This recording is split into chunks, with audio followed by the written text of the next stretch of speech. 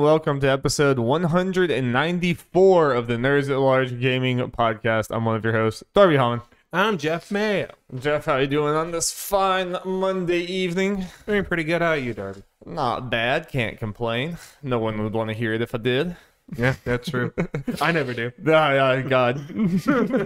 The amount of time of Jeff's life that's been spent wasted on hearing me complain. It's true. I'll never get that time back. I back. don't want to think about it. I could have watched Justice League again. I don't know. Let's not get crazy. That's a long ass movie. Yeah, it feels good. We have not a whole lot to talk about this week, but it's gonna be a fun time anyway. Don't really have anything to promote up front, so I did want to just give a shout out to our homie Holden Depardo over at Respawn Aimfire, who just had his final official as a host Respawn Aimfire episode. And very excited for him. He's going to try to pursue game development because he's a crazy mad lad. It's true. Just absolute maniac. Very excited for him. So everyone can go check them out and go watch that episode because very exciting. And we're going to force him to be back on here. I told him that this by no means gets him out of Game of Thrones spinoff Spoilercasts, no matter how bad the only thing that gets him off is if we just decide not to watch them. Which is potentially, or at least not talk about them. I don't know. We'll see. We'll probably talk about it. Even if it's bad, we got to talk about it. Yeah. But with that out of the way, Jeff, let's get into our podcast. Yep. With the game that everyone actually likes in a plot twist, in a like twist of fate. We're not the only ones who like this game. All these nerds on Twitter and YouTube who are being very pessimistic generally seem to like Pokemon Unite. Now that yes. Yeah, it's at least popular enough to spawn a bunch of clickbait lines. Everyone's got to post it's a pay to win thing. Which is it is. I mean, it's bad. Like that element of the game is stupid. The fact that like there are game changing items that you can get by paying. You know, you can get faster by paying. Mm-hmm. I feel like with that kind of stuff, it's yes, the problem is there, but the YouTube videos kind of overblow it from what I've seen. For sure, but it shouldn't be in there at all. Yeah. Like League doesn't have that at all. It did apparently. It used to, but it doesn't. I don't now. agree with that part. It's just stupid. There should be literally nothing. It should just be my skill against yours. And cosmetics, sure, go crazy. Yeah. Like League has like almost no in-game way of getting the cosmetics. It's only financial. That's fine. It's cosmetics. Like if you like, that's the way that you should go. Not actual game-changing things. Yeah, it's like held items. It's not like crazy big. Even with the hell items, like the whole held item system, I think is fine, at least as far as them existing. They don't need levels. No, I mean it's like the equivalent of like League items and stuff. It'd be like if I couldn't buy certain items because I hadn't paid money or hadn't played long enough of that would be like really fucking stupid. Yeah. So I think it's annoying and shouldn't be in there, and I think it's right to criticize it. I don't think it like drastically changes games or anything. But I also I probably haven't played against someone who has like max items. You know, like so I don't know how. I played against some whales. Exactly. Don't know how wild it gets. Speaking of whales, when's Warlord going to be in the game? When's Warlord going to be in this game? Yeah. he just takes up half the map. He'd probably be like a water level jungle Pokemon at some point, probably before he's an actual playable character. Anyway, Jeff, how you liking the game now, week 2? Liking it a lot. Wasn't able to play as much this past week, but been a lot of fun playing it, experimenting with more characters. I haven't played much one, but I'm enjoying Mr. Mime. Yes. Twist of Fate. I saw you doing some nasty stuff with that, man.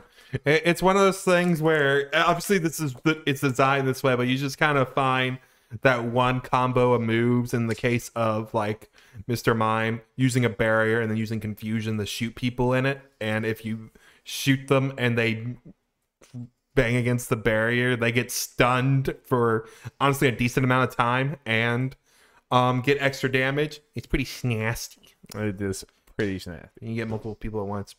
It's pretty good shit. It's not as crazy as Gengar's combo, which I think since last week seen a lot more people talking about Gengar being busted. Yeah, Gengar and Zora seem to be the two. Yeah, I think those two are so far and away. And it was kind of weird. As the farther we've gone, or at least in our matches, farther we've gone, I've seen less of Zorora and not like a crazy increase in Gengar, which is weird. Yeah. It is probably everyone's still so early. Yeah. You know, it's like they're just playing the Pokemon they like for the most part. Mm. Yeah, I pretty much echo all the same things, so I won't go into it too much. What I will go into is Gardevoir, who has been released since we last did an episode. And Gardevoir, I think, is like exactly my type of offensive character. Obviously, yeah, supports are like by far my bread and butter, but as far as offensive character, this is exactly the type of character I like, where it's very ranged, very pokey, like, you know, you're just trying to like lead people into certain areas and screw them up, like lots of like AoE things like that. Very, you know, squishy. You want to play like far back and everything. So I really like her kit a lot, and I think it has some very interesting things going on, in the sense, like, especially the thing I'm thinking about is the future sight, how like you do this ring, this AoE thing far away from you, but if it hits, it like halves or something the cooldown for the next one. Or when you do the upgrade version, it's literally makes it down to like a second. It's crazy. Yeah. So you're like, you're rewarded for hitting, and then you can do another one soon, and like pairing it with some of her other abilities, like doing her ult. Then so her ult like brings everyone together. Then you do future sight, and you're basically guaranteed to hit. And then like by the time the ult goes away, you're ready to do another one. You can do like crazy amounts of damage. Yes, though for as far as like the balancing with that is, she's very much like Garchomp and so like I was saying, Gengar with the whole. She's the late game Pokemon. It's hard to level up at first. And well, like more like Garchomp, she doesn't fully evolve to a level 10, I think it is. Yeah, I think so. And I had to get used to that. Kind of really only been playing Elder Gods for the most part, so I had to get used to just how kind of useless I am early That's on. right, because the other ones you mess around with, like you played a little bit of Ninetales for the offensive one goes in Elder Gods. They fully evolved at level 4. Yeah, so I definitely had some dumb deaths where like I was trying to do too much, and it's like, oh, that barely did anything, and they hit me twice, and I'm dead. I'm like, oh, fuck. Yeah, so it's like, I think particularly for like Gardevoir and other ones, like when we're playing with Alex, might be some communication about which Pokemon. It's like, it wouldn't be smart for us to, let's say, you do Gardevoir, me to do like Gengar, and then him to use Score Bunny. Right. Or it's Cinderace, because Cinderace doesn't have the same thing with leveling up late and all that and making it hard, but it's also smart for like Cinderace to jungle. But yeah, Gengar and Gardevoir are both good, I think, jungle Pokemon. Yeah, probably so. Yeah, and yeah, it's cool. We'll definitely, as people get better at the game, you'll start to learn like team comp synergy and stuff. And like, yeah, you probably don't want to like triple up on late scaling Pokemon. Yeah. You know, that's like, you want to have like one that's maybe your carry later on in the game. So like I'm sure that's gonna become a thing where it's like, why do we play that comp before? Like back then, it's gonna become like, yeah, of course you don't do that. You know? Yeah, I think it's good for the most part. Yeah, we each have like one character we mess around with where, you know, it's not smart to have them all, but at least we have a variety to where, you know, as long as we kind of think about it for 2 seconds, we should be fine. Yes, yeah. As long as we don't. And I can already tell like we've all gotten so much smarter at the game, even in this short amount of time. Mm-hmm. And I think Gardevoir is like one of the most interesting kits in the game, which is a good sign for new characters, you know. Yes. Yeah, I'm hoping, since we're recording this on Monday night, so tomorrow Tuesday, they announced Gardevoir releasing the next day, last Tuesday. So I'm hoping they continue the trend. Like, it might be a weekly thing for a week or two. Bring on Blissey. Yep. Yeah, but based on data mining stuff, it's like Blissey's next. Or Blastoise, I'll take either one. Yes. But Blissey. Yes. Sports take over the world. Indeed, indeed. But Jeff, you've been playing something else this week. I have. I played some more Cristales. Not a crazy amount, unfortunately. I'm busy with some other stuff, but I was able to about double my playtime. Get to play a couple more, I guess, arcs. And yeah, I think they do add some nice stuff here. I can definitely see where I can kind of turn around man this game towards the end, depending on how they, just based on people saying with how long the end of the game feel. I can definitely see how I can get that. Hopefully I don't feel that way. But combat's still been fun. I got a new party member finally after all this time. It's just been the same 3, and they've had a party. I knew it was coming partly because of trailers, and the pause menu has a party tab, which has been grayed out this whole time. Like, okay, now I'm getting someone. When happened. But you actually get an android, which is a nice twist that's been living for thousands of years. And his combat's very interesting. He's very speedy, so he attacks like 2 times most of the time compared to people's 1. Yeah. But it's all the other characters have NP. He doesn't have that. He has a heat meter or whatever, burnout meter or something, or overheat meter. So when he uses most of his moves, like his standard attack and all that kind of stuff, it goes up, and once it gets 100%, he kind of explodes and does damage to himself. And it only happened once. I think it might have damaged someone else. So like you can't really control what turn that happens. It just kind of goes. You can kind of know, because once you kind of play with his moveset, you know roughly what percentage each move does. Yeah. So like I know a standard combo in his electric style spell type thing doesn't get me to 100 on its own. Okay. And there's like one move in particular that I don't know, maybe if you use it too much, it'll go up, but it's strongest when the meter is up, but I don't think it lets the meter go up. But it's also not as powerful as the other stuff. So it's like, you can take the turn and to kind of recharge or whatever, or you can just use this move for the quick damage. Okay, that's cool. Cool kind of, not install, but like that's a cool little like mechanic going on. Like, yeah, and that's the kind of thing I like about the party members of all this. They each have, I think they've done a good job, at least for the design of the characters, each having their own thing and make them feel different, whether it be like with the different meters and all that kind of stuff, or what they focus on. Because like I mentioned, one of the party members they have, it's technically magic, but it's a lot of stats effect stuff. But they're plants. You can either like I mentioned, you can either do it quickly at once, or you can plant them, and it's an area effect thing and mess around the time and all that. Yeah, you like send the seeds out and then grow them, right? But like shifting time. That's kind of interesting. And as far as the story is developing, it's not the craziest thing ever. It's pretty basic, but it to me is an enjoyable kind of basic. The characters are cool, and like I mentioned before, I like seeing the whole time travel aspect, seeing the past and future of these characters, and seeing like doing the side quests and see how that stuff changes. So it's always fun. Like one of the side quests I did is trying to pretty much get this guy to realize he's being a dumbass and treat with this girl with respect, pretty much. Like, because he's kind of a posh rich kid, and well, there's kind of some slight racism in that town with the different species. He's like, the guy's mother died, who kind of taught him who cares if you're a different species or race or whatever, you like her, who gives a shit. And then he was badly influenced by like his older brothers and all that kind of stuff after she passed. And you kind of do the side quest anyways. Oh wait, I was being dumb. So the future changed from them being kind of sad old people to them being more kind of well dressed and everything, and in love and all that kind of stuff, and together. Nice. It's a nice little thing. Mama didn't raise no bigot. Yep. Come on. So I guess speaking it, going the overall thing about side quests is I like that there aren't too many of them. They are backtracky. Like you usually have to go to a dungeon and do it, but they're not like crazy long. And I like how, at least the ones I've done, they are about characters, and they do kind of do like I mentioned and change the future or something. It's like they affect these characters more than just go get me this bottle of milk. Right. They're at least a little something there.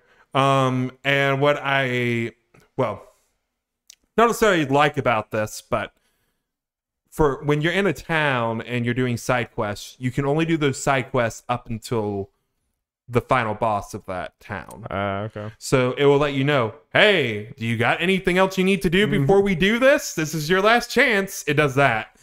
And I now understand why they do that. Because at the end of both of the major towns that I've done, or at least 2 of them, you're given a choice.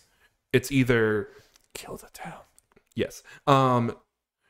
Either A or B, and then the third option is A and B. And both of them are quickly like, why wouldn't it be A and B? Because it's just both. I mean, it's kind of the best of both worlds kind of thing.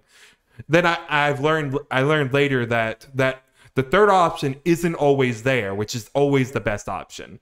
If you do all the side quests in that town, that option comes up. Okay. Because you get to learn about the town and that kind of stuff. Okay, It opens that up. You get the best Aerith dress. Yes. Yeah. You get the best ending overall if you complete all the side quests. Okay. Gotcha. But the developers definitely made a mistake in the second town. Oh no.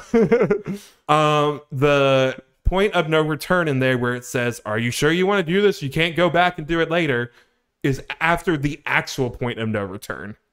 Like when it comes up, the people in town aren't there anymore. Like they're doing something else. So some of the people you can't go back to. And you weren't warned. Yes, you weren't warned ahead of time. I just happened to do it because I kind of figured based on the story, like, oh, this next part is going to be that point. So I'm just going to go ahead and get it done there. Seems like that was an oversight. Yeah, I think Daniel Blower from Easy Allies mentioned it at some point on something like that happened to him. He's like, well, I can't do the side quest now. That's a bummer. Yeah, that's an oversight.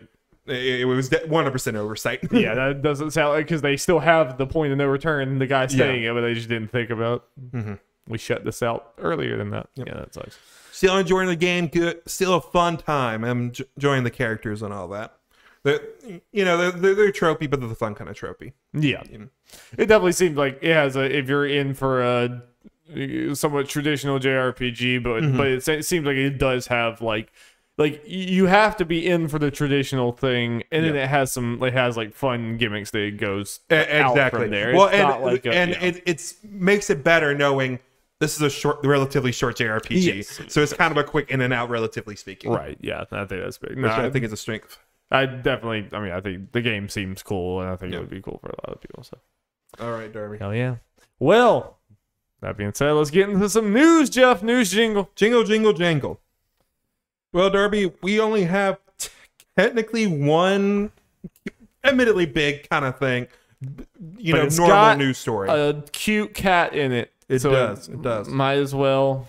Yeah, we're going to talk about some delays and sales shit later, but the main news thing is the Annapurna Interactive Showcase that happened this past week, Darby. Indies, Jeff. Indies. So, yeah, this is an indie developer that actually had a solo showcase, and I would say it was better than a lot of even the big solo ones. Absolutely. Like, we've been kind of saying it's secretly Annapurna is one of the just high-tier developers. Oh, yeah. Even not so secretly. I think this kind of showcase is kind of helps cement it and like really shows it. Yeah, I mean, already even going into this is like Annapurna has like proven themselves so much that I would have already like, Annapurna is doing a 35-minute showcase. Yeah, it's probably gonna be better than a lot of these other ones. But I do agree that I already hold Annapurna in such a high regard. But then once it started, I had the same thing as you. I'm like, oh yeah, that's also Annapurna. Oh yeah, that's okay. Yeah, y'all have like quite the catalog. And they mentioned the woman talking in the beginning mentioned like it's been 5 years since we started. 6 years. Or 6 years. Yeah. It's like, it's only been that long, man. It feels like for you guys to have the kind of clout you do now, you feel like you have to be around a little longer. I feel entrenched in this. I mean, it's like they have done something most game, especially like they're almost like a curator in a sense. Like they get a bunch of like other people from random places, as they showed here, going all across the map. It's like they're a publisher, so they're like seeking out other talent. A lot of these will just say yes to too many people and put out a bunch of duds, and it's like, okay, it has that name on it. That doesn't mean it's good. It's like honestly, even Devolver is like good. But there's still a lot of Devolver games I think they're like, good. But like for the most part, Devolver means quality, but not always. I think Annapurna damn near almost always is like, this is gonna be like, even if it's not your jam, it's gonna be something that is like unique and interesting, and like taking a genre and twisting it in a cool way, or there's gonna be something about that game. That is, like, we're in these big kind of Xbox, Nintendo, Jeff Keighley showcases. When we see Annapurna, our ears all perk up a little bit. And like you said, even if it's not necessarily our jam, it's like it's at least gonna be interesting. Yep. Yeah. No, it's gonna be cool to someone, and it's like you said, the fact that they have built that much, and like everyone feels the same way about Annapurna like that in just 6 years. It just feels like they are just a pillar. It's like they are the premier indie, like solo space, like publisher like that, whatever. Like you know, when you just know when you see Annapurna, you know, like you know the kind of game you're gonna get, even though they're all very different in a lot of ways. So and I think it's kind of telling also the fact that you know, the showcase is, in my opinion, very good as it is, and they didn't show what might be considered the biggest game coming up 12 minutes in it at all, except for Monta, which I think it's smart because that game's coming out soon and we've seen enough of it. Yeah, it got its E3 time, big time. So. Even that trailer is kind of like, hey, this game. Remember, this game exists. Here's the release date. Bye. Right. Yes. It's smart. Yeah, so let's go down this list of games, Darby. I have the list from Rebecca Valentine from IGN, and I got some of the info to make sure that it was all right and all that kind of stuff. First one, The Artful Escape. It is coming September 9th on Xbox Game Pass, and PC. It also includes a star-studded cast, including Michael Johnston, Caroline Kinley, Lena Headey, Jason Schwartzman, Mark Strong, and Carl Weathers. Very weird. Looks trippy as hell. Yeah. When I saw that release date, it's like, okay, kind of finally, because we've been seeing this game forever. Yeah. And I mean this in a great way. And it's kind of funny that it kind of shares a name with Art's Dreams or whatever from Dreams of Story Mode. It kind of reminds me of that in a way because it's about like an artist that's kind of going through these weird, wacky, colorful adventures, like trippy adventures. Yeah, I can totally see that. I'm like, and we've seen this before. It is like Endless Runner E, right? But then like, I think so, seems like it goes in a lot of other different directions. I mean, it seems like it could be very, very cool. Yeah, it might be kind of not visual novel, maybe that's kind of thing. Yeah. What do you, I'm interested. What do you make of like this is now two different Annapurna games that have kind of like didn't have it when they announced it, but by the time it released, they have a bunch of celebrities and stuff like in the game. What do you make of this? Like this is starting to be is a trend at least with two of their games that are coming out right now. I guess it's like, I think it's Annapurna kind of putting their money down where it's like kind of maybe helping with their developers' vision and stuff, and maybe to make it more enticing from a marketing standpoint. Yeah. Whether I don't know if that's I don't know how much it actually does in the video game space, especially with these kind of games. Yeah, I don't know. Like this is one of the weirder moves to me, and I was kind of leading that on. I mean, I don't think it's like a crazy horrible thing or something, but it seems purely marketing to me. Like like I kind of doubt that like. I doubt the game's any better or worse, like because of whatever. It kind of feels like I just don't want them to become like there's so many things in the video game industry that's like everyone's still obsessed with TV, and Vin Diesel's gonna present this thing at the Game Awards, and that's gonna be the big thing just because it's fucking Vin Diesel, not realizing it. It's like the audience doesn't give a shit. It's like I worry about that kind of thing, that they're like trying to like legitimize indies by throwing a bunch of celebrities in it when it's you know, like I just don't want that to become a point where it's like you're cheapening the actual game. In a weird way, I think 12 minutes makes more sense to maybe do that. Yeah, and this is one of those kind of like okay, this is a more of an odder choice to do that. Yeah, with. Daisy Ridley and like them, especially with it being such a story game, it feels more like they're doing an art house movie, which I mean, at least Willem Dafoe does that all the time. I mean, like Willem Dafoe still does like very low budget movies and stuff like that a lot. And he's been in video games before with Beyond. So. Right. Yes. Yeah. So it's happened, but I'm not even like this is a very early call out of like this is a little weird. It hasn't gotten weird yet, but I'm like this is 2 times over. I just hope this doesn't become a trend. I hope we don't get to a point where it's like, why is fucking Jack Black in this game? You know, it's like, why is like this? Like, what are we doing here, guys? You know, he's like, Psychonauts too. Yeah, but anyway, the him and Tim Schafer are good buddies. Plus, we need him to sing. Of course, they're wonderful ears. Yeah, so the game looks good. I don't know if we knew it was at Game Pass. We probably knew at some point. So if I hear good things about it, I might check it out at some point. That's interesting. Neon White coming to Nintendo Switch and PC this winter. I know we saw this game before. I think it might have been a Jeff Keighley thing or a Nintendo thing. I believe so. Yeah. I don't know if I knew what it was before now. And I think I remember the first trailer was like we could tell it was like first person shooter or something, but we didn't really know exactly what it was. And now we know it's kind of like a card. I think we might have known about the cards, but like a card-based speed runner, Mirror's Edge with cards. And I actually really dig like what it's about with the cards is the weapon you're using, and you do have the ammo and all that stuff, but it's also has a movement ability attached to it, and then you just discard it when you use it. It's like it has an ability, it also has a discard ability when you discard it. And I think I think that's a very cool thing, especially with a game that seems to be focused on speedrunning. Yeah, and like the level-based structure of how it's like a very linear design level, I think is very good for this mechanic. And like I think it's like don't, if anyone's like, I don't know, first-person shooter, this is a puzzle game. This is straight up a puzzle game. I mean, it's like it's a shooter in the sense that like Mirror's Edge is an action game. I mean, like no, this is going to be about like solving. I kind of think is like I think I described it this way, like Katana Zero, as that is in the same way. It's like it's a speedrunning thing. You got kind of puzzle to get through this fast and all that kind of stuff. Yeah, but this game may be a little more focused on that aspect. Yeah, I mean, it's gonna have like timing and like platforming element to it, obviously, and everything. I think it's very cool. I don't really think I would play it, but I do think it's interesting. You know, I think it's a cool concept for sure. And it's like it's not, you know, for you losers out there, has dating sim mechanics. No, JK. About the loser part. Hey, want to smooch some weird devil girls? You know, who doesn't? Fucking who doesn't? True. So yeah, it looks like there's something going on with that. Who knows how deep all that kind of stuff and how much you're doing as far as the visual novel-esque thing outside of it. Just get a bunch of gifts, throw it at the women, and they love you. Yep, or the men. Well.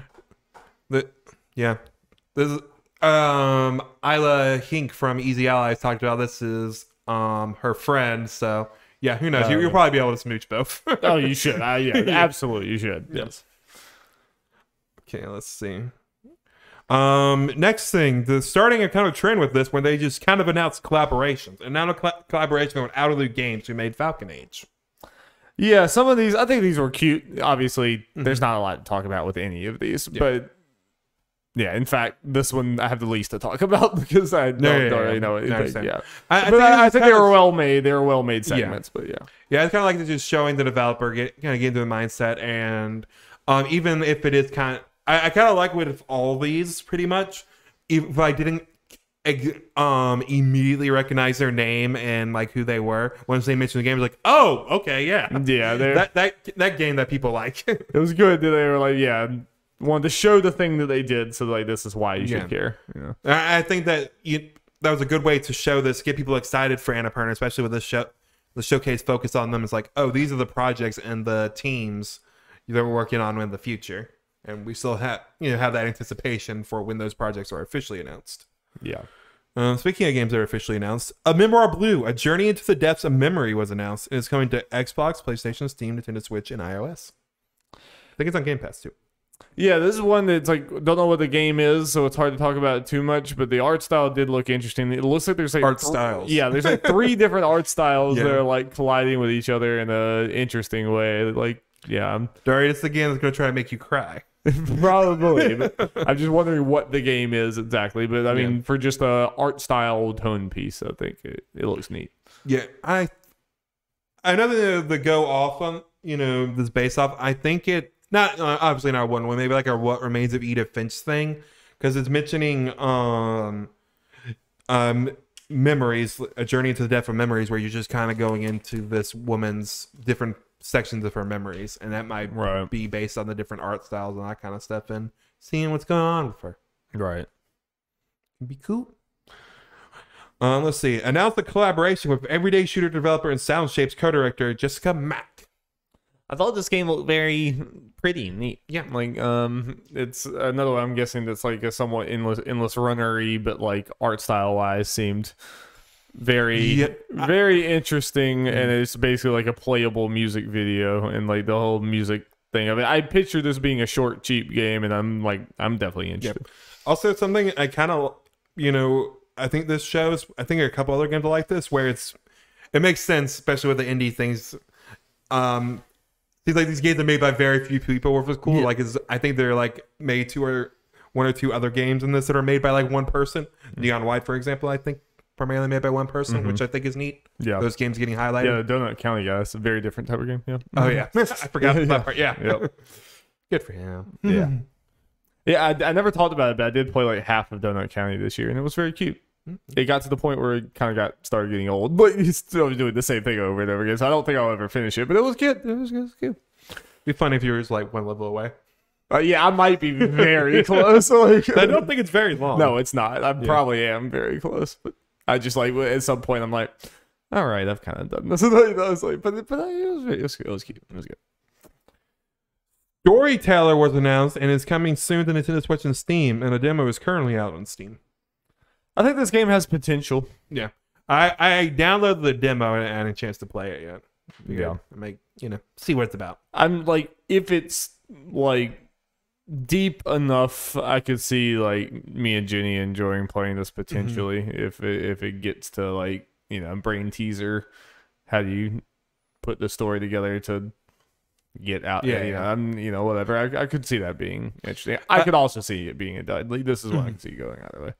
I think it could be interesting. Yeah, like a little brain teaser, or it could be depending on how it goes, like for each section, for each story and what they give you, they tell you there are like 3 ways to technically solve this. Because there was like one in particular, one where they showed 2 different ways to technically get a tale of tragedy. Right. So that could be kind of a cool, fun little thing where it's like there's like 1 or 2 that are like obvious, but to get them all, right, you gotta really think like, okay, I did this. Now what do I do here? Yeah, like it's definitely a premise that I could see getting crazy and getting really cool if done right. Yeah, they started simple, but yeah, they kind of really expanded. A game I feel like we've been hearing about forever, though I guess it's only really been a year. I don't know. Solar Ash. It is coming out on October 26th for PS4, PS5, and PC.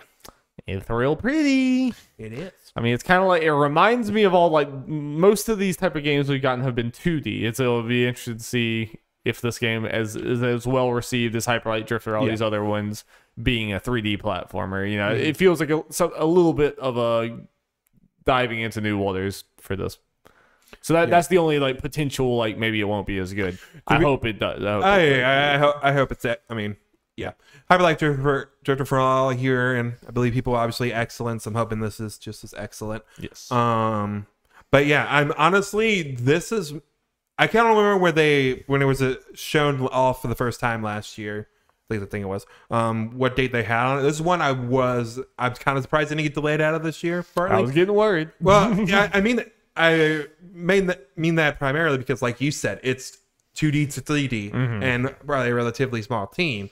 So I know that's to be a big hurdle, especially nowadays. So yeah, for sure. Hopefully. Yeah, I'm very interested to see how this goes. Yeah, because it does seem like more of a change than you maybe would think, and But you can definitely look at least art style wise, even though it has a transition, you can definitely tell. It's like when you Hyper Light Drifter, it's like, oh yeah. I think that is all very good for them. They quickly have a thing. It's like, oh yeah, this feels like their other game. 100%. I have faith, and I might check it out. I should probably check out Hyper Light Drifter first. But, All right, another announced collaboration with a new studio, Ivy Road, which features Stanley Parable Beginner's Guide, Davey Ridden, and co-creator of Gone Home and Tacoma, Carla Zimonia, and Microsoft composer Daniel Rosenfeld. Those are all good things. Those are all good things. I really need to play Stanley Parable because I've heard so many jokes from Stanley Parable and it sounds hilarious. It was like a game I'd love for sure. Like the writing just seems like it'd be great, and obviously Gone Home is phenomenal. I haven't played Tacoma, but so yeah, I mean, these are, and Minecraft music is really good. So these are three very talented people. So like, that's cool. Yeah, hopefully it comes together in something. Well, the fact that I know, like I haven't played Stanley Parable, but what I know for that and Gone Home is like, what is the combination of those minds gonna create? Which direction do you go? Do you have a like very serious, make you cry, lesbian like coming of age story, and then wacky like fourth wall breaking? So which of these directions? Yeah, I haven't read as much as far as like people's reaction to this announcement, but I imagine this is gonna be one of those. Whenever we see Annapurna for like a new game, people are gonna be like, okay, is this when we're gonna see the Ivy Road game? Yeah, I feel like this is understandably people are gonna be excited to see. I'm one of those people. Me too. Skin Deep by the creator of Quadrilateral Cowboy is planned for release on Steam later this year. Which one was this? This is the one where it was kind of like pirates are stealing your cats or some shit. And they have insurance, so you have these weird things where it's like the levels, like there are rules, like no ammo, so figure it out.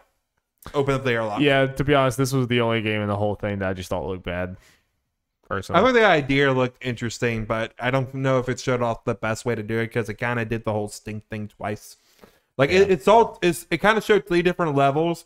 Like I think the whole no ammo thing was like a good start to that, but then they just kind of went for the same thing twice. I was confused at what exactly happened. Yeah, it just felt kind of cheap and kind of like, I don't know. It felt like they were like trying to do more than they were capable of doing. Like, I don't know. It just didn't interest me too much.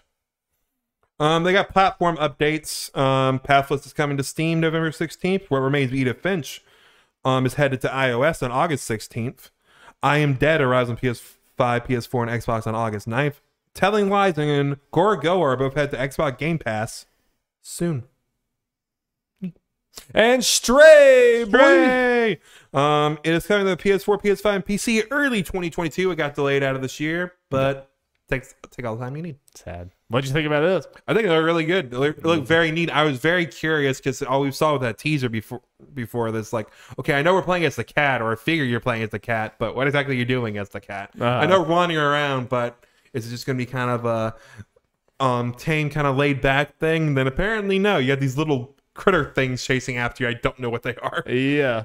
I have a feeling this is gonna go places that, like, I don't want to overhype it, but I think it's gonna, like, narratively and world building wise go some places you wouldn't expect. Right. So no, I don't think that will happen, but I think you're gonna learn more about the world, and the world is probably gonna be like surprisingly deep and dark and stuff. I don't know. Yeah, I really love the vibe of this. I love the cat animation. Like, I think the cat moves so well, and yeah, like, it's the small little noises it makes and all stuff, and just like the little interactive stuff where you're able to kind of go up on the couch. Well, that's what I think they did a very good job of. Like, it's obviously like there's a lot of level design, and it's like it masquerades as being open, but it definitely seems like it's mostly like linear, going through this like almost uncharted like path through here. But they did a very good job of making the places that the cat was roaming look like a place a cat would go. It didn't look like a video game, like go up this path or whatever. Like when it was like it was moving in like these small corridors that you would not be able to go as a human. You know what I mean? It was like,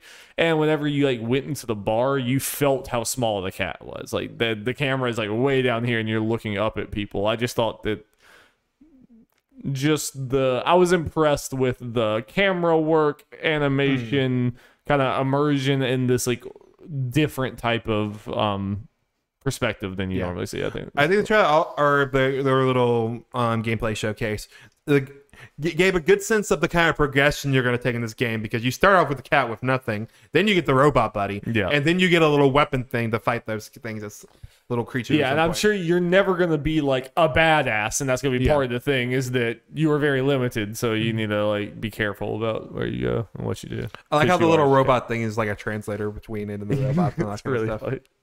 And it looks like you do little side quests for them. Like they showed the musician is like, I don't really know any songs or whatever. Give him some sheet music. It's like, okay, and you just lay down and sleep with the cat. But I was definitely also impressed with just like sound design, like the voices and everything. Like it seems like they probably have like a smaller scope, but within that scope, it seemed pretty like well done and impressive. Like it seems like it has some budget behind it, or at least they're just making very good use of what they have. Like you know.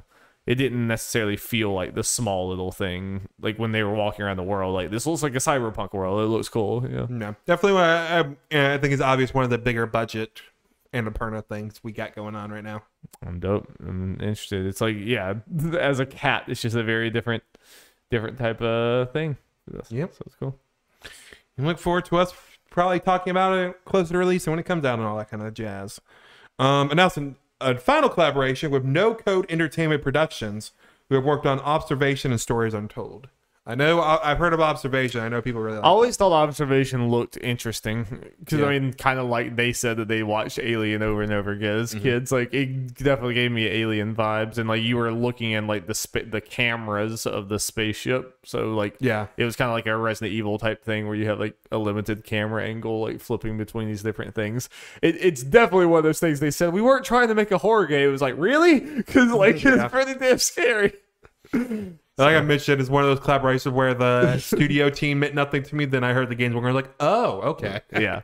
I'm interested. This makes me kind of want to give a second look to Observation to see if I might be interested in that. Instance. Finally, the big guy that everyone's looking forward to, they announced Outer Wilds Echoes of the Eye, new expansion, which is planned for release on PS4, Steam, Epic Games Store, and Xbox on September 28th. It's apparently coming to Switch some point soon. Sweet. Yeah. Yeah, I mean, as someone who's not really interested in the Outer Wilds, this did absolutely nothing for me. I think this was just like there's so little in this trailer. I was like, wait, that's it? What? This is like you showed like three little shots of a puzzle and then slapped out a world. It's definitely one of those trailers for people who played Outer Wilds, but at the same time, it's kind of you don't want to tell those people too much. Yeah, definitely you're not getting anyone new with this trailer, but as long as you're okay with that, I guess you're fine. You know, like I can't imagine there's a single person who doesn't really know anything about Outer Wilds or did know but didn't decide to get it back then that would see this and be like, you know what, fuck it, I'm in. You know, like, you're not gonna that trailer. You didn't do enough to do that. At least, you know, I don't think. No, I mean, you can say that. Are you? Does this make you want to like Outer Worlds now? Wilds now? It's the trailer. No, the idea that okay, there's an expansion, so there's more to it now moves the needle slightly at the very least for me. You know, like it does for other games as well. Yeah, it's also a few weeks ago played 2 hours of this game on Steam, and I just thought it seemed very rough around the edges. I mean, like the concept was cool and the writing was like cute and like I get it, but like it definitely felt like. When we compare it to other, even these Annapurna games, What Remains of Edith Finch and all these other ones, it's like, this one feels budget. This one feels like it was made by a small team. I feel that small team on this or whatever, because it's trying to do something that I think was like outside of their physical capabilities. Like the game just does not control very well. And like, it's even like, I go to this new world that's like, really pretty small. Like those worlds are really small. Like I do not feel like I'm traveling through space in that game. It's just like you literally jump off of your planet and like 30 seconds later you're on the other planet and it's like tiny. So I was like I refunded it. So like I'm not necessarily super into it, but Those are giving it a try at some point in time. Who knows when that will be? We're almost hitting the time where every game known to man is coming out. yeah. Yeah. No time soon would be my prediction. Well, Darby, we talked about what we both seem to consider a very good showcase. Yes. And we just mentioned a bunch of games coming out. Let's talk about what games aren't coming out. All the rest of them, they're all dead. Yep, I just put this all on one thing. We got a couple delays we got announced this past week. Though this first one isn't really official, technically, because Sony hasn't said a word about it, but we got Jason Schreier and Jeff Grubb. That's about the closest we can get. Up to their old shenanigans, trying to kill all of our video games, It's true. Jason and Jeff. Yep, in case you haven't caught on, according to Jason Schreier and Jeff Grubb, Horizon Forbidden West is going to be delayed, or has eternally been delayed to 2022. Yeah, I think the fact that they didn't put a date on it, or a more solid thing, I mean, there's probably a good chance that this was happening. I'm getting very tired of this with a lot of games, but it's like Horizon I thought had a chance because we were all thought it was going to be a launch title and then it wasn't. So that's that's honestly the only reason we just had that all in our heads. But like especially God of War, when you just slap this 2021, it's like no, it's not. Why do you even do that? Like just say you're making the God of War and move on. It's like you don't like, I don't know, because like, especially when they just slapped the 1 year and they've shown you nothing else like for God of War. I'm like, this is stupid. Well, you know, especially when they announced the first of the God of War reboot, they showed it 2 years before the release date and actually showed gameplay. So it's like Oh, So like, you expect me to believe this is coming out in a year when you're showing me nothing? no. At least Horizon I could have bought because yeah, CG trailer and all that kind of stuff. And we got gameplay. Yeah. We have then gotten gameplay now, so it's like now it could have, but still also, I mean, just like you said, not even didn't even like hint at really the release date after that last gameplay thing. And even that gameplay was a pretty small slice. I'm like, this game's probably not ready. All right, now that this game's in 2022, and assuming that some of the other games that got delayed / announced for 2022 or hit 2022, we talk about sometimes the Game Awards, like what will be the Game of Year things. I feel like unless they disappoint, I got 4 of them already. Elden Ring, Breath of the Wild 2, God of War 2, Horizon 2. Those are very likely to. Yeah, rough. Yep. But you know what that means? It Takes Two could do it this year, but maybe. Let's go, baby. Let's go, baby. I mean, I'm very curious what. Yeah, I have no clue. Yeah. Won't do it this way, but I think we did it last year. We just have a little prediction conversation about it. I just like those conversations. I know these mean nothing, but I like to try to put my head in, like, myself in the shoes of these industry folk.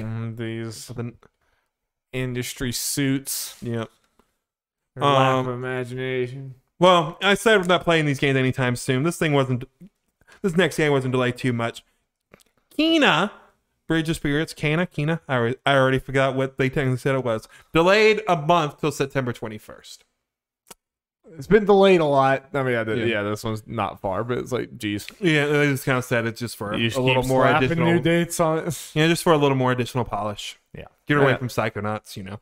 I mean, that's the real thing. It's a tiny team doing it, so it makes whatever they need. They there's a lot of hope on this game. Like, as far as, I'm sure they're like, if we come out here and it's like a buggy mess or just like not polished in some way, then that could be a kiss of death after all. And I'm sure they're like, okay, we have a chance of like really torpedoing our company into like the next level if we hit this right. So yeah. Nope.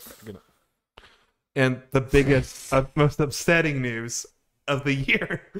Not really. Digimon Survive has been delayed to 2022. The yearly delay announcement, guys, is here. I hate to be that way, but like something must have gone wrong with this game. I mean, because it seems like a very cool game, but it did not seem like a insanely overly ambitious game from what I've seen as far as like technical. No, I mean, here's the thing: we haven't actually seen new gameplay of it in, I think, years at this point. Yeah. So there were some rumors and stuff that it kind of got like a restarted, or they made some big changes, which is very unfortunate because I was really liking what they were going for. I hope that it didn't like drastically change. Yeah. Anything. Yeah. Again, it's like it's one of those games where you feel like it's tailor made for yourself. It's like the whole strategy game, the kind of visual novel-esque thing where choices matter, like who lives and dies, and it's fucking Digimon. Come on. And the sprites and art style was the show was very, very good. So I hope it still looks like what you thought it would look like when it does finally come out. Yep. Bah humbug. Whew, that's gonna be like like we're already at like 3 or 4 years from when was that announced? I don't know. 2017, 2018, one of those. Jeez. Sorry, time for sales time. Let's talk about your favorite company, Take-Two. No, me and fucking, I forgot the damn dude's name. Whatever, me and the suits, we just hang out. Trevor from GTA 5. He runs It Takes Two. I just said It Takes Two. Yeah. I gotta stop myself from doing that when I was writing it down and all that. I got all this sales. It's from the press call, but I got the actual information from Daniel Ahmad in his Twitters. Grand Theft Auto 5 has surpassed 150 million units sold. Can't stop, won't stop.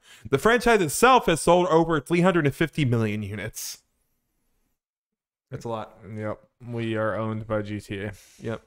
Red Dead Redemption 2 has now surpassed 38 million units sold.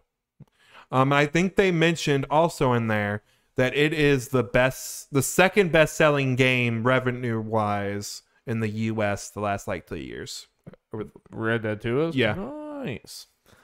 So makes sense. I think it still sold bananas, but it started out like maybe slower than we thought Red Dead 2 would, but it seems like it's overall getting there. Yeah. The series as a whole has surpassed 60 million sales, which I know that just means Red Dead Redemption, but they did spin off Red Dead Online, so that's technically... And there was Red Dead Revolver before Red Dead Redemption. The reason I didn't mention that and just mention those two, because on the graphic I saw, which I think it's from Take-Two, didn't only show... They didn't own Red Dead Revolver, but I think they started owning it at Red Dead, so I guess they're probably not including. Even if they included, it would not change anything. It wouldn't change much. NBA 2K as a series has sold 112 million. That seems almost low, but like I don't know. I mean, it's a yearly thing. I don't know how long it's go on, but you got to imagine it averages at least 10 million a year. Yeah, but it probably gets cut off every year. So I guess I don't know. But big money. Borderlands as a series has sold 71 million, and Borderlands 3 in particular has sold 13 million units at this point. That means those old Borderlands games sold a lot. I mean, Borderlands 3 did too, but I'm just mean like 13, and you have to get up to 71. Those other games sold assload. I know there's some spin-offs, but those no. I would have expected Borderlands 3 to be doing more of that heavy lifting. Yeah. I can't remember what the number actually was, but I do vaguely remember like we got Borderlands 2 numbers at some point, and it was like crazy high. Yeah. Not necessarily surprising, but just general crazy. Civilization series has sold 58 million. BioShock has sold 38 million. I have no idea what they're talking about BioShock, but I just love numbers, so I put it in here. Because I mean, it's the company.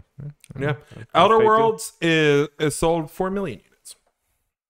Well, that's a lot for Outer Worlds. Yeah, especially when it's on Game Pass. So a lot of people did it that way. True. Boop boop. All right, Darby, you ready to talk about consoles? I live for the consoles. Fuck PC. Am I right? Yeah. We got some sales stuff for both the PS5 and the Xbox, and some of the games and all that kind of stuff. So let's go through it, Darby. I'm just putting them both in one.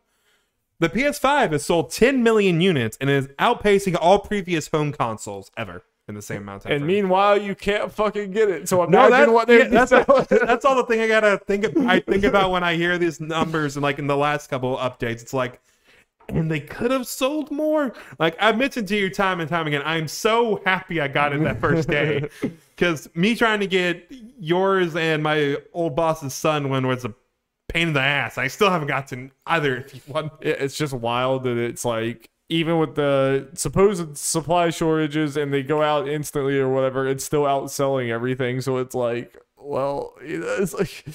It's just it kind of doesn't matter how many they make. It seems like there's just such an audience for it.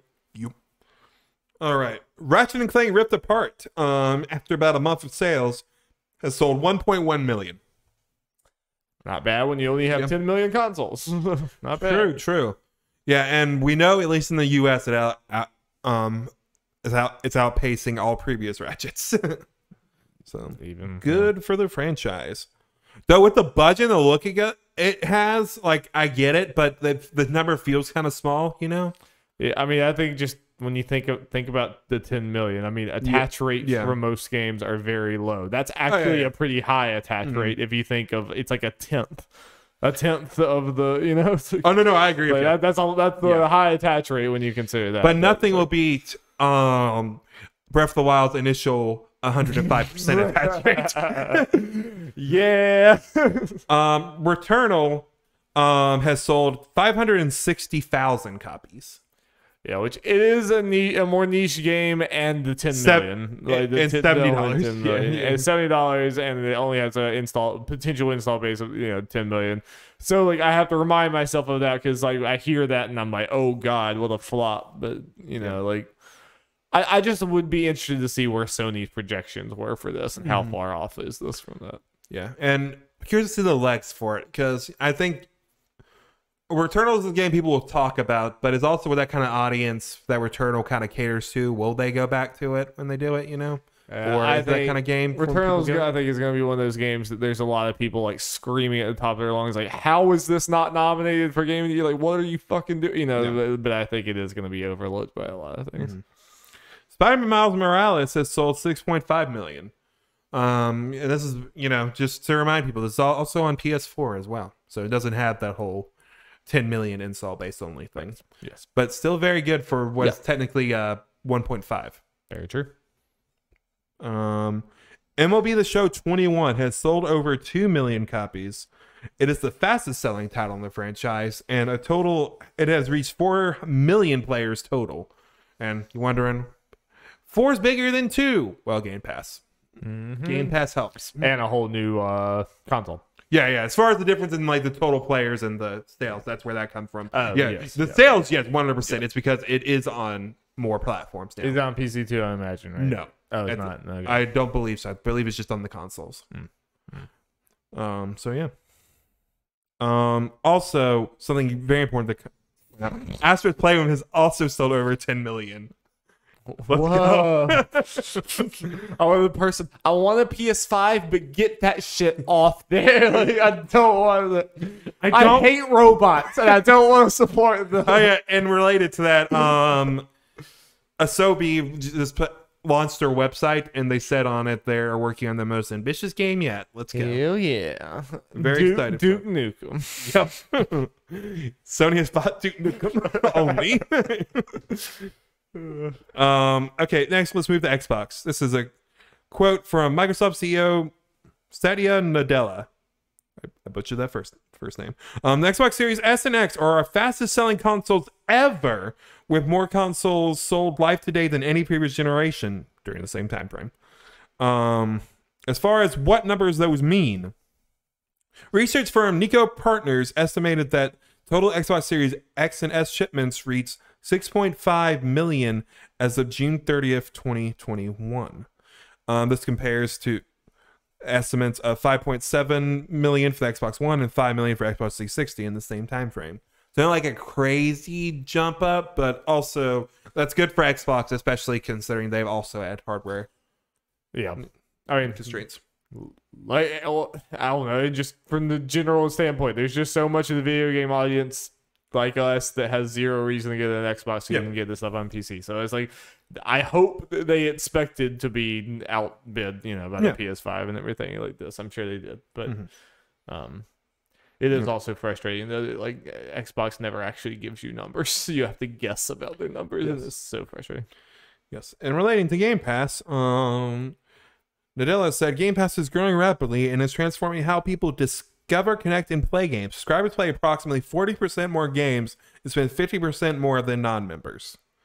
So, I guess it's it's interesting to see like stuff like that where people weren't buying games. Well, apparently people who have Game Pass are actually spending more money than non-Game Pass things. Yeah, people. Interesting. Yeah, and that kind of goes along with it sounds like individual developer says where Game Pass has helped them games and stuff like sell more in general.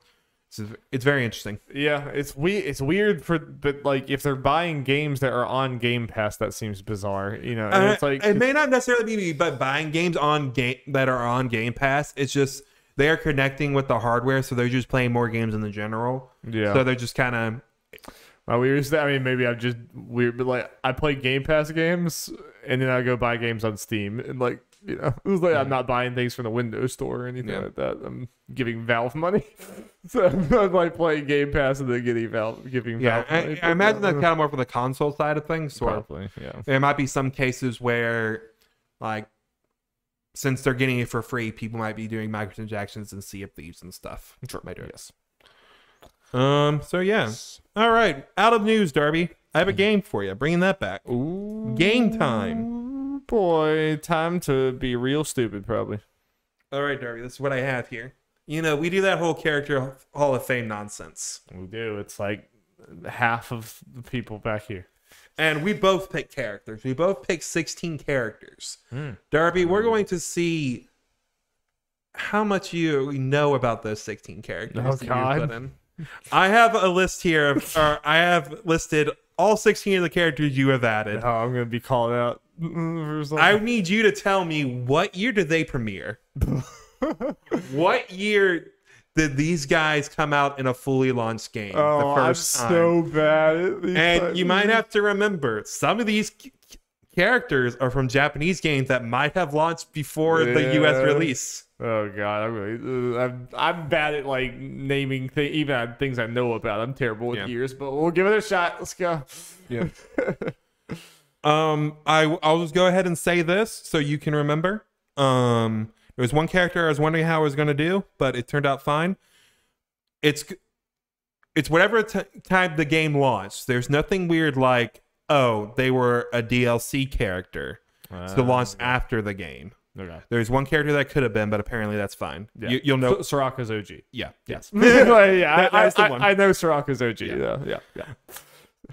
I'm just going down the order you put you added the character. All right. Number 1, Mila Maxwell from Tales of Xillia. Yeah, I'm gonna seem like such an idiot because I'm just so bad at like pinpointing things. Like, so I was in high school, right?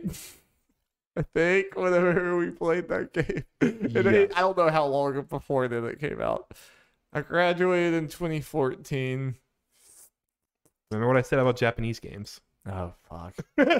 And I don't know Tales like how far in advance they were coming in Japan back then.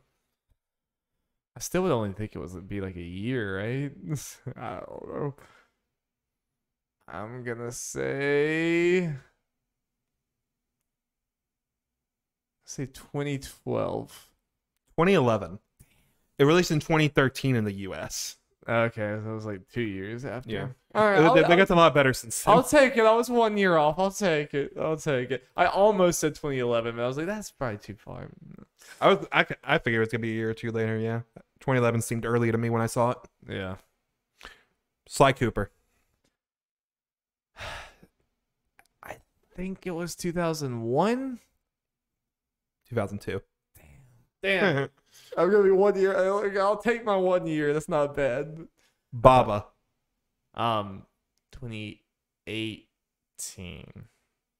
Or is it 17? What was it? No, wait. No. Okay, it was my game of the year. It was 2019. Yep. 2019. It was my game of the year. Fuck yes. I was about to like, what did I have to compare that to? I was like, no, I wasn't comparing it to Red Dead. I was like, no, it won. It won, baby, because 2019 sucks balls.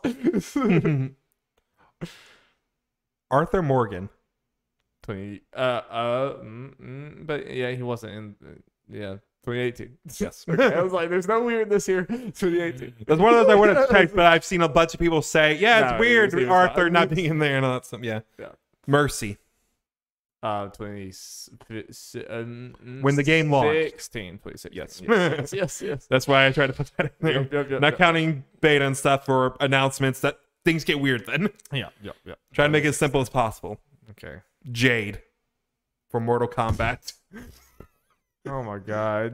I'm not gonna be able to get this. She was not an original character, so I really, or was she? Was she original? I don't think she was original. I don't think so. But that makes it even worse. 'Cause I'm like, I don't even know when the original came out, but if it just came out and she was like 2 or 3 or something, I'm really not gonna know. 90 something. Take a shot in the dark, Darby. My birth year, 95. My birth year, 93 is the answer. She premiered on Mortal Kombat 2. Okay, I figured it was like not long after the first one. Geralt of Rivia. Oh gosh. I really don't know when the first Witcher came out. Really don't know.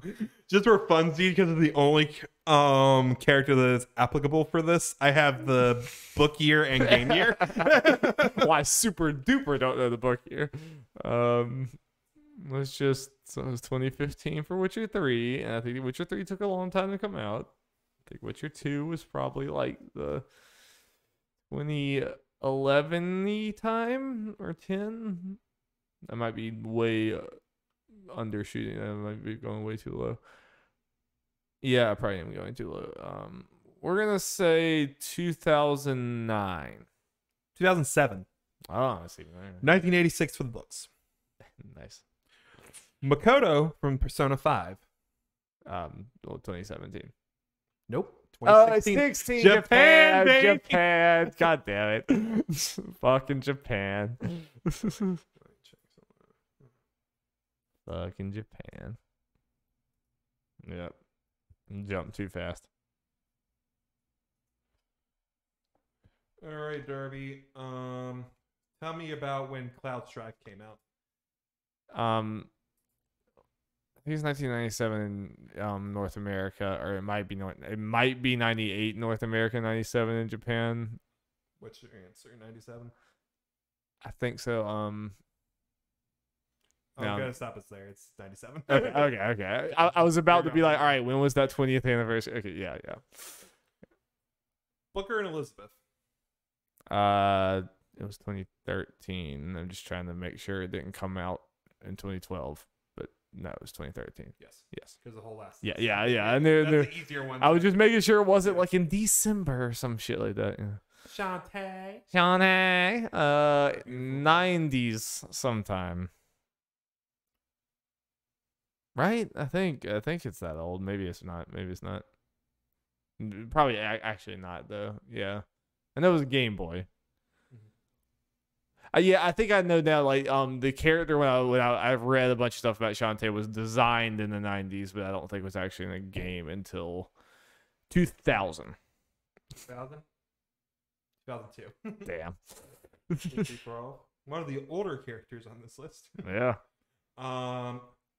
Madeline from Celeste. So I mean, 2018. Yes. Cat from Gravity Rush. Ooh. When was you, Vita? Mine immediately goes to like 2013, 14. Am I going too far back for the Vita?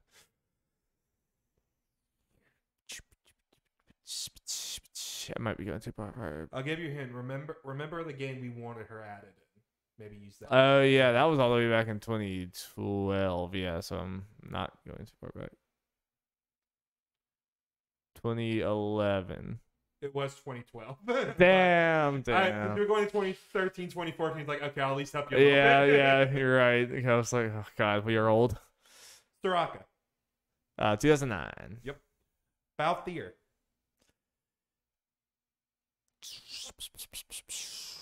God, I'm really gonna be bad at this because I was a kid. No one knows what year it is when you're a kid. You know, it's just like the games just are there. It's PS2. Yep. Final Fantasy X was like 2001 or some shit, right? Or something like that. Just had its 20th anniversary. Yep. So we're gonna say 2004. 2006. Ooh, that was old. That was a big gap. I mean, I know they had 11, but still. Yeah. Looks like, from what I can tell, worldwide release. Oh, wow. Back then, wow. That's crazy. At least this is what it looked like when I looked at Oh, this one's going to be bad. Final one. King. Yeah, that's going to be bad. Fuck. I'll give you a hint. Yeah, was the king, he probably wasn't in the first. Like, The King did not premiere in a proper Mario game. It was a spinoff. It might be really later than, I don't know. Or was like Luigi Mansion his first thing, or Mario Kart or something? It's Luigi Mansion. We're talking early 2000s. How about the GameCube? We're going to say 2001. Got it. Hey, baby, let's go. Yeah, I figured at least give you that. I think you probably were going to get it. Yeah, I would have gotten sometime in the 90s, probably. Because boos were all over the place, but Long Live the King did not rise until 2001. Yeah, that was fun. I wonder how I did overall. I don't know. Oh, yeah. I should have kept score. My apologies. That's fine. I was like decently close. I was closer than. I don't think I was like super far off on like any of them. So it was not bad. Not the worst. Yeah, most of them. Yeah. Fun stuff. Yep. Very fun. All right, Derby. I got a thing for you now for our main topic. We did the thing a couple weeks back where I presented you with Pokemon Unite characters idea. So I'm going to do it again, but this time with Nickelodeon All-Star Brawl characters. That's not good. Okay. Okay, so I'll take that. So, Darby. So I got, let's see, how many characters I ended up doing? Well, we're doing this kind of the similar thing, Darby. We're gonna have a storyline with this. Last time you were Mr. Tencent. You played the part of Mr. Tencent. I was just a lowly employee. I am still that same exact employee. You're now Mr. Nickelodeon. Okay. So what happened was, for my Pokemon Unite ideas were just too good. The game took off. It sold. I mean, it made billions upon billions of dollars already. So much money that Tencent didn't know what to do with it. So it just exploded because they had too much money, and I was left without a job. So I'm now here at Nickelodeon. We took pity on you and your enormous brain. I mean, Tencent's still technically a thing, but they fired me because I caused them to literally explode. Yes. That is so sad. So that's why I'm presenting you Nickelodeon All-Star Brawl. Please don't fire me. Okay, so we expect heat. Maybe controlled heat this time.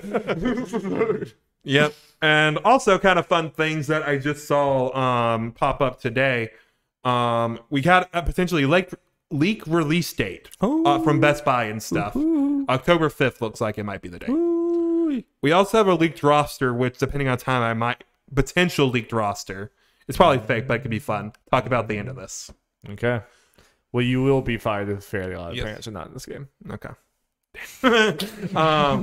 So also because you're playing the role, like, you chose characters last time to pick in priority. I don't have, there's not really a thing to do with roles or anything. So what I've decided to do is we got roughly 20 characters between the box art and the officially announced characters announced. I think 25 is a nice number. Okay. So what I'm going to have you do at the end of this, Darby, is this can be a little fun thing. Based off what you think are good launch roster characters and what's good DLC, you pick 5 for launch roster, 4 for DLC. Okay. Or toss them out if you think they're terrible. Okay. You technically have that power. I am John C. Nickelodeon. So we're going to go through this. The first thing that's going to pop up is the logo from the show the character I'm about to present is in. Okay. And then we're going to go to the character. I got some pictures and stuff to show off some movesets. I'm a busy CEO. I can't watch all these kids' cartoons, but I can make an exception. Yeah. So the first couple characters I have on here are going to be for characters that are from series that are already on the roster. Technically, Aang and Korra aren't announced, but they're in the game. Yeah. We know they're in the game. There's a stage. Yeah, audio listeners, Avatar. Avatar: The Last Airbender is the first series for character I'm going to talk about. And the character I am presenting to you is Zuko. Ooh, yeah. Look at that fireball. I feel like Zuko makes sense if they decided to go for a third rep, because he is also the third character they added to Smite when they added to Avatar characters. And I think he's a good foil to Aang and Korra, who are they control all the elements. He can just focus on the destructive fire. Also, let's see, hopefully it's the next one. And he's hot. Yeah, he is hot. He has swords. Hell yeah. We get anime swordsman. Exactly. This game lacks anime swordsman. We need it in here. So put Marth in. Yep. The fact that he can combine both the firebending and sword thing, I think makes him an interesting character. Like, the interesting thing about Nickelodeon All-Star Brawl will be the fact that there are mostly going to be characters that don't fight in their series, really. Yeah. But it's always fun to have those ones that actually do fight in their series. Is there like a crazy dope firebending thing that you'd like to see be a move? Yes, let's see. What's that thing? Okay, here we go. So, something that they do in Avatar is some firebenders can make lightning. Right. And send them off. Zuko, at least in the series, unless I'm forgetting, can't do it on his own. But what he does do at some point is learn to take the blast from his sister Azula, who I have a picture of here, and send it back somewhere. So he can kind of absorb it. It kind of like go through his body. Like he absorbs it with one finger, it goes through his body, and then he sends it out. Nice. So I figured that could be a final smash. Azula attacks him off screen, and then he sends it somewhere else. I like that a lot. And also for a couple of these characters, I'm also going to have potential costumes that they could have from their different from their base design or stages. For Zuko, I have the Blue Spirit. Nice. He wears his mask sometime to go undercover and just fight as a swordsman. I think that's a very obvious just costume to add him. Absolutely. As far as stages, I don't know. I just had the Fire Nation Palace. Oh yeah. Just all fancy and stuff. So Maybe have a bunch of wars and stuff going on in the background. Maybe people fighting, things exploding, all that kind of fun stuff. The Fire Nation attacking. Yep. All right, let's move on. SpongeBob. Yep, next series, SpongeBob SquarePants. Already has 3 Bob characters. Sponge. But This is the Naruto. This is the Dragon Ball. Yeah, this is the Mario. Like, it's probably going to get more. And SpongeBob has a lot of characters they can actually pull for him. And, like, SpongeBob is one of those series, as far as they getting more reps, I'm okay with, because obviously I love the show. Oh, yeah. And the fact the characters are so different, like, design-wise and everything. Absolutely. So, that's fine. I want to stack up some SpongeBob. Yes. We already have Patrick, SpongeBob, obviously, and Sandy. The fourth one, if there's a fourth one, I think it should be obvious. Squidward tentacles. Yes. As far as what he can do for his moves, I think he's got to obviously have his clarinet. Yes. He's got to use it, make some sound waves. Right range too. Yeah, he can charge it up and just go out with a giant sound wave. Yeah, it sounds terrible. Yes, it does sound terrible. Yeah. It attacks the opponent in the game, but also the player's senses. Yeah, you're in their head. Yeah. Yes. Let's see the next one. Obviously, also for like smash attacks and all that kind of stuff. He's a very artsy guy. He can have his dance moves. Yes. Like Darby, this is a good, I think, down smash where it just goes for both sides. Yeah. For people who don't know, it's like a dance thing where he has wavy tentacles. Yeah. Going both sides. That could be good. You can do some stuff with his arts and like painting and all that kind of stuff. You can do crazy stuff. Of course, yes. Especially since they go as while compiling all this, I could easily, if I really wanted to do the reachers, go through, because they do stuff like with Patrick, like the memes of him slamming the phone down, that kind of stuff. Oh yeah, I could easily find that stuff with Squidward, but that'd take a lot of time from anywhere. Yeah. So just kind of going with they doing that with SpongeBob characters, which is great, and other characters. It's like SpongeBob characters, they can do whatever the fuck they want with them, pretty much. But as far, let's see which one was next. Oh yeah, obviously, he can don his Captain Magma helmet for a second and just have it send lava blasts up there, damage people. Absolutely. Throwing pizza into his face. I didn't think of that one. I think that'd be a good like projectile. Yeah, I like it. And for his final smash, Handsome Squidward. He transforms to Handsome Squidward, and he's just so darn handsome, it just sends everyone flying. Yes, absolutely. So good. We got multiple SpongeBob stages because, SpongeBob has so many iconic locations. I'm okay with them getting more. One that, to me, feels very left out is the Krusty Krab. Yeah. I feel like it has to be. Either that or the street that they live on. Just having their SpongeBob, Squidward, and Patrick's houses. The Super Bowl. Yes. They have Glove World soon. That would be incredible. Yeah. So like I said, SpongeBob characters have a lot of potential in this. Like, I'm okay with multiple. I could see them, maybe because they got like Helga in there. I could see them maybe adding Mr. Krabs instead of the fourth one. They could go Plankton. They do a lot of things. Yeah. I like Squidward. All right. So for the next one, Danny Phantom. Hell yeah. So the boy. Danny Phantom is a series I love. And this is another one of the series like Avatar that has fighting in it. So characters are very good for this. But I was thinking, what second rep would I want added to this game? The obvious one, I should have put pictures on this to go through it, is like Vlad Masters, who is, I can't remember. Did you watch Danny Phantom? Yeah. Okay. Vlad Masters, who is his parents' friend, who also has ghost powers, but he'd pretty much be a Danny. The same, it'd be very fun. I was thinking, you could go Box Ghost for the ultimate meme pick. But I decided to meet somewhere in the middle, and I went with Ember McLean. Oh fuck yes! Let's go, dude. Let's go. She's a villain that's periodically, and not the biggest villain, but she probably has up there for most appearances from Danny Phantom villains. Yeah. And with the fact they had like Powder Toast Man and some more odd picks with this. I feel like this is one they could potentially. I don't think she's likely, but you know, I can see it. Yeah, I can see it. And as far as her moves, she has a lot of similar moves as Danny. You know, the basic stuff like the spectral body manipulation. She can do all this crazy stuff, turn invisible, fly, all that kind of stuff. But something that stands her apart is her hair is fire. Yeah. She can turn it to fire, and she can do crazy stuff with that. She can manipulate it. She can do all that kind of fun stuff. She whips her hair back and forth. She does whip her hair back and forth. She also has a ghost ray. She can fire a pink blast and other types of blasts from her guitar, just playing it and just sending waves out of there. Hell yeah. Just doing all that kind of stuff. Smash like it easy to just swing your guitar around. Yeah, I love this. She also, her biggest thing is, especially in her first episode. Oh, never mind. I don't have it in there. Oh well.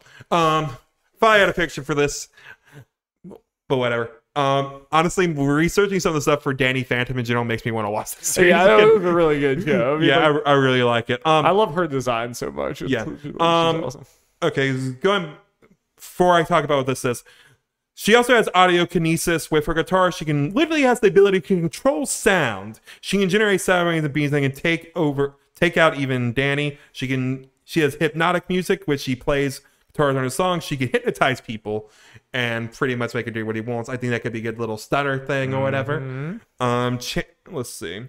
She can have a little meter thing in there because she gets her power from people like chanting her name and stuff. So you just hear the crowd going, chanting her name, and she gets more powerful. We like Ike. Yeah, we like Ike. It's that kind of thing. Unfortunately, there's no voice acting in this game, so we're not lucky enough for that. And she has the power. She has power augmentations, so she can make herself more powerful, give herself buffs and stuff. What I have here is an alternate costume. She's a pirate at some point. Of course. So just make that a costume. Hell yeah. Yeah, absolutely. I figured you like this one. No, I love that. Yeah.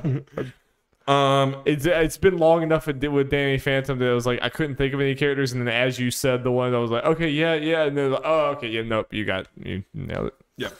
Just for I would love if she was in this game.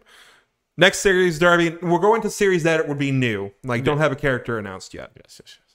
Yes. Wait, we got to get the Fairly Odd Parents out of the way. We riot. Yeah. So the character, they can go different ways with this. You can have it being Cosmo or Wanda, but I feel like you got to make it Timmy. Yeah. But he would have Cosmo and Wanda be a big part of the moveset. Very heavy. Yeah, it would be all of them. I have a couple ideas. Let's see. Hopefully, I should have just pulled this stuff up, but I had a funny side special thing potentially for it that when I was initially kind of planning for it maybe being Cosmo or Cosmo / Wanda as the playable characters, and potentially a side special being Cosmo like dashing forward to pick up Philip the Nickel. Yep. But as far as stuff what they can do, I had a couple of movesets. I mean, again, if the way they're in like SpongeBob series moveset where they just represents a bunch of moments in there, you can mainly do that. But a couple things, you can have a counter where they turn people into things like a random object, keeping them stunned for a second, or maybe send them flying, but just have a fun little gag where they turn into a random object. Yeah, like does the same in-game effect every time, but they look different every. Let's see. Up special, yeah. Cosmo and Wanda turn into birds. Hell yeah. And this is a very simple one, yeah. Ability. Oh damn. Final man. Smash Attacks, I had like fairy lightsabers. Hopefully that's not next. Because at some point they have like a Darth Laser. Remember him? Okay, he's a recurring thing in those lightsaber wand things. Just use those at Smash Attacks. I like that. Final Smash is Super Toilet. Of course, yes. Flushing villains. Absolutely, yeah. But nice, just probably like a cutscene type Final Smash. Yeah. I have for an alternate costume Clef, the Boy Chin Wonder. Of course. Yes. And I imagine next to stages, the obvious one is Fairy World. Yeah. I mean, you can go very predictable with Fairly Odd Parents. It's fine. It's iconic. Have Jorgen Von Strangle in the background, all that kind of stuff. Yeah. Also, if they want to go crazy with because again, Glove World is the one I'm going to reference for the more out there stages. You have the Dimmadome. And naturally in the background, you would have Doug Dimmadome, owner of the Dimsdale Dimmadome. Hell yeah. And that's my fairly. Yes, please, God, this game has to have them. Yeah. I'm gonna be so mad if I'm honestly very worried. Spoiler for that leak roster. Hell no. Jimmy Neutron. Another one that you must have. I feel like Timmy and Jimmy are the two like they need on that haven't been seen yet. It's ridiculous. Yep. Naturally, is Jimmy. Like I've seen a bunch of people being like the rep should be Hugh Neutron, and I mean, like, yeah, you gotta like, especially. I mean, I can't believe that we're talking about Fairly Odd Parents having maybe only one rep or no reps. It's like Fairly Odd Parents should have like 3. No, for the longest time, up until recently, it was on par with SpongeBob. It's ridiculous. Like it confuses me. And again, like I mentioned, like part of me initially goes to, is it a Butch Hartman thing? But Danny Phantom's in this game. Yeah, it doesn't make sense. It really doesn't. But yes. Yeah. As far as what he can use a variety of gadgets, obviously. Goddard would obviously be a big part of his moveset. Like, you got...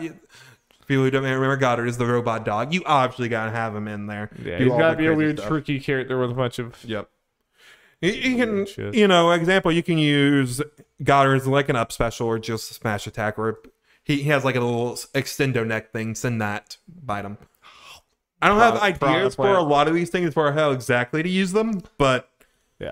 But next thing, Brobot. Yeah. Get him in there somehow. Somewhere. You put him in there somewhere. He just loves his big brother, so he does something. He beats it up. It could be like a Bowser Jr. situation, where he's in the little thing walking. Yeah, I picture Jimmy Neutron being a Bowser Jr. type of creator. And in a similar vein from Robot, you have the nanobots.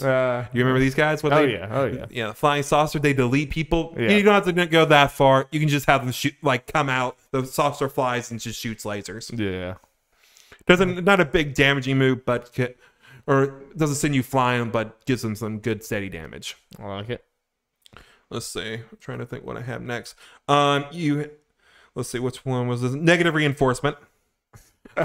He just puts this thing in Sheen, so when he does something bad, it just kind of shocks him. But you just shock people. Yeah, you just shock people. Oh, damn it. But I had the thing in there. Have other gadgets like newspaper delivering toaster. You just send that forward and just shoots newspapers at their head. Yeah. Hypno beam, freeze wave, automatic baseball bat, neutronic storminator, laser swords. You got a bunch of gadgets to move from. It's lots of things to choose from. So for this, if it's not obvious for viewers, what I have on here is McSpankies. And yeah, I think with some of the choices they have, I think this could be a fun stage. Yeah. Just having fun and streaming McSpankies in the background and maybe flying around, doing all that kind of crazy stuff. You're on top of it or something when it flies off. And obviously you have Chip there. He's just there. Yeah, he's just there.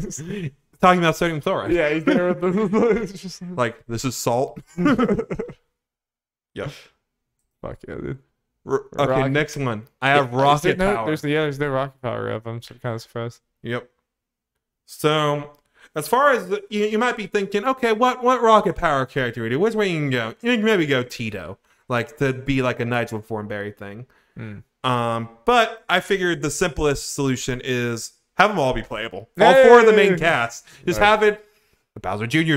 or Hero situation where, I mean, there's no reason. There's slightly different heights, but they can make it work in this game. There's no reason they couldn't all do the same things. Nah, they could all just be skateboarding or all whatever the hell. But if they had to pick one, I imagine it'd be Otto. Yeah, but I agree with you. I think it would be cool to just have all of them. Yep. As far as potential things, I imagine their default, they have skates on. They're just kind of skating around.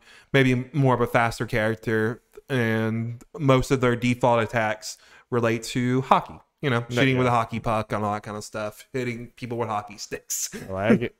But their gimmick will be their down B, which will allow them to switch between different sports that they do, which include skateboarding, biking, and snowboarding. Fuck yeah. So what happens, you do that there, and their side B is them going forward or something with those different things, and they're different things for it. Like, you can kind of control them up to a point, and the way they control are a little different. Like their up special is different and all that kind of stuff. It's kind of like a Toro from PlayStation All-Star style thing, where the default moves are going to be the same, but the specials are going to be different. Yeah, honestly, kind of forgot about that. That is really cool. Yeah, I forgot that Toro was like that. Yeah, so you do that, which is these different sports that they play. I think that's really cool. I think that's really, really good. And don't have much else for that at the moment. Yeah.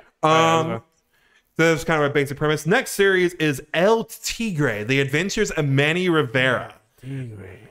Do you know this one, Darby? Yes, I didn't watch it very much, but yes, I am aware. The obviously playable character would be Manny Rivera. Yeah. Unfortunately, I didn't realize till afterwards, but I was too tired to do it. He has like white hair, and it just kind of just fades into the background. But this is a character that honestly I've seen it like be pretty popular as far as like people wanting him. I think it's partly because I think it was a smaller show, but I remember it being pretty solid, and it's one of those characters that he just fights. So I don't have much in the way of pictures, but I have some things down here that you can use to make a moveset easily. And I'll explain some of that. He has the ancient tiger spirit where it kind of takes over a body. He kind of goes to the berserker mode. I think he literally, has the actual spirit form of a tiger. It just kind of goes around. That's an easy final smash. Grappling claw is a thing I remember him doing. He can just kind of send it going. Easy up special, like a Joker thing where it goes up and grabs the ledge and all that kind of stuff. Yes. And he can...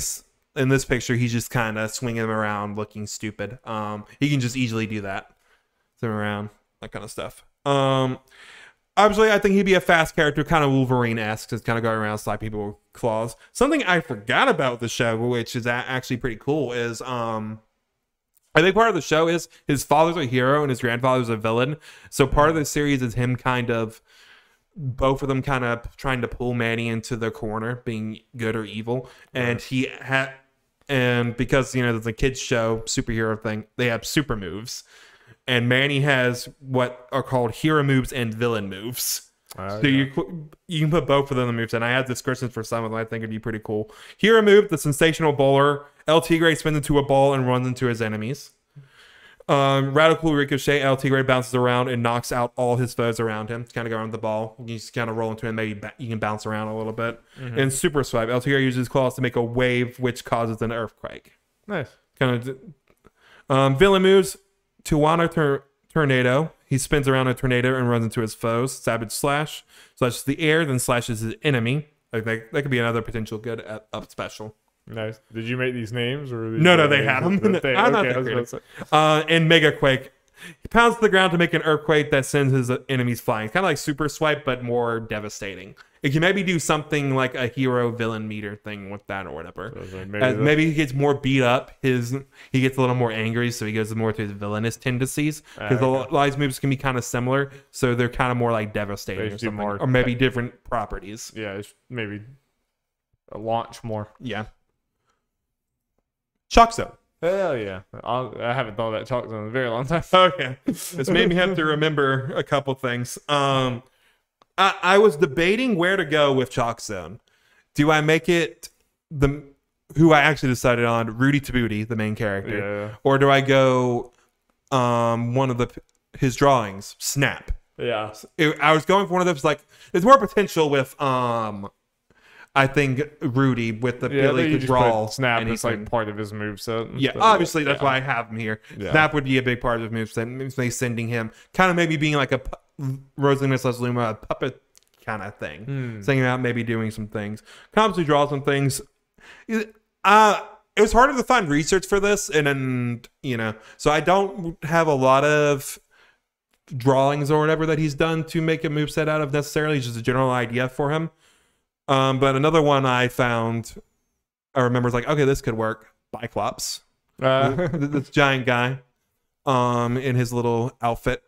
Yeah, I've forgotten a lot of the show, but I'm sure as soon as you show me pictures like him, I recognize.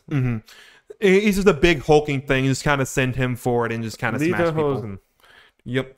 And I figured a big thing could be a chalk meter. You know. He's got to recharge it or something. It can be kind of like a Steve situation, because a part of Chalk Zone is there are chalk mines, which is where he gets a lot of his magic chalk. So I don't remember that. yeah, so you can kind of mine for them and get them. Okay. Cool. For Final Smash is Rudy, you gotta draw something. That was kind of Snap's catchphrase. Where he's in danger, he's like, Rudy, you gotta draw something. So at that point, he just has infinite like chalk meter, and he just goes ham drawing shit. Okay, that's cool. That's cool. Yep. And I found this funny picture, so yeah. Stage simple, just make it chalk zone. Just have make it be one of those stages like a Paper Mario-esque kind of thing where the background changes to different things. Like the stage literally like erases in the background and not something new gets drawn really quickly. I do like the idea of him maybe being tuned to where it's like, yeah, you're just like chalk is maybe hard to come by normally or whatever, and then the Final Smash just giving you unlimited chalk, like that's enough. It barely even does anything else, but that's enough to where it like it shows you that like if he could have chalk this whole time, he would just destroy everyone. It's like, and I believe the final character comes from My Life as a Teenage Robot. Yeah, I definitely watched. I didn't watch like all of this, but I definitely watched. So this is one I can tell for the most part, one of the most requested characters I've seen, or the character being Jenny's, aka XJ9. Yes. Partly because kind of like I was talking about with Avatar and the like. She is a character that has a built-in moveset. There's combat in her series. She's just kind of made for it. Right. For that kind of game. As far as what exactly she can do in here, she can fly. I mean, that's simple. Her hair turns into like jets, and that's her easy up special. She has Shiva swords. Her arm sprouts. She has like 6 swords. That's an easy thing to do. She has mega spiked fist things. She has drilled hair and feet. I don't think I got a picture. Yeah, she has extendo arms and fingers. You do that for grab. She has stun grenades. She has hair resurangs. Shin for boomerang. She has energy beams and all that kind of stuff. And I figured a Final Smash is we get her sisters in here because she's XJ9, so there's XJ1 through 8. Hell yeah. So get all those in there. Have a good time. And for her, got a couple costume ideas. She has this redesign at some point, just a nice new coat of paint. Just kind of fun. Light the fire. And she also has a prom dress offer, so figured out why not. Hell yes. No, I would not have thought of. I have not thought about this show since I was a kid either. Yeah. But like, it's one of those where I quickly think about Nickelodeon shows, like, oh yeah, that one. There's quite a few good ones. I'm glad I knew all of these. Yeah. Like, and I watched all of these. Like I watched most of these all the way through. Whatever. It was mostly just the Tigray and this show were the ones I watched the least probably. I think that's fair. I think they were kind of more in the later thing and not as popular. I don't think they actually lasted too long. I remember liking this show a lot. Oh yeah. I remember liking it too. I think it had hard. I recognize seeing some of the humor characters. Like, oh yeah, they were fun. Yeah. So that was my presentation. Please don't fire me. My kids will go hungry. Well, let's see. I don't know, Jeff. These were some pretty fire suggestions. So I'm worried about Nickelodeon blowing up like Tencent. I don't know. So Darby, what do you think? As far as 5 main roster characters and 4 DLC characters. Had to remember what all was we have like Zuko, Squidward, Ember, Timmy, Jimmy, Rocket Power, Rudy, El Tigre, and Jenny. All right. I think Jimmy and Timmy have to be in the base roster. I mean, I knew immediately we were going to do that. Yeah. It has to.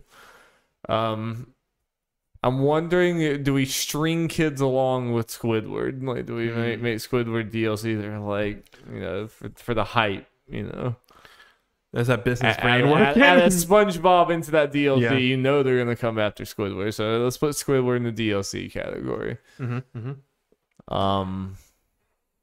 Thinking about these. Do we have enough? Like, how many? Are any of them going to be left out if I'm choosing? No, okay, nice.